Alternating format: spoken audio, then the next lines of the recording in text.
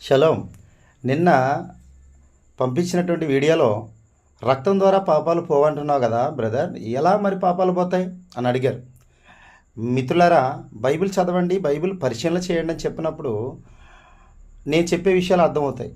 Okay, మీ కొరకు అంతా ఒకసారి చెప్పలేను, కానీ ఒక చిన్న ఇంటి ఇస్తాను. ఎహెజ్కేలు గ్రంథం 18వ అధ్యాయం మొత్తంలో ఏముంటుందంటే, దుష్టుడు తాను చేసిన పాపములన్నింటినీ విడిచి నా కట్టడలన్నింటినీ అనుసరించి నీతిని అనుసరించి న్యాయము జరిగించిన యెడల అతడు మరణమునందడు, ఆవశ్యముగా అతను బ్రతుకును.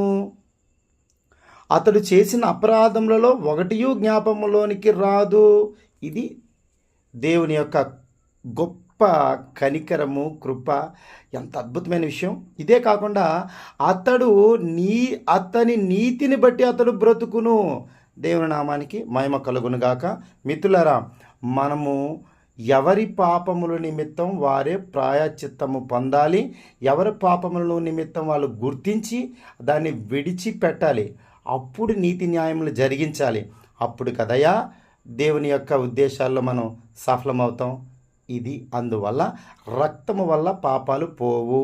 మన పాపాల నిమిత్తం వేరొకడు మరణము నొందడు. నేను చాలా విషయాలు స్టడీ చేసిన విషయాలు మీ ముందు పెట్టాలనుకుంటున్నాను. త్వరలోనే పెడతాను. యూట్యూబ్ లింక్ కూడా నాది ఉంది. దాన్ని మీరు సబ్స్క్రైబ్ చేయండి, లైక్ చేయండి, షేర్లు చేయండి. డౌట్ ఉంటే కనుక రండి, కూర్చొని డిస్కస్ చేద్దాం. ఒంటరిగా స్టడీ చేయొద్దు. షలోం.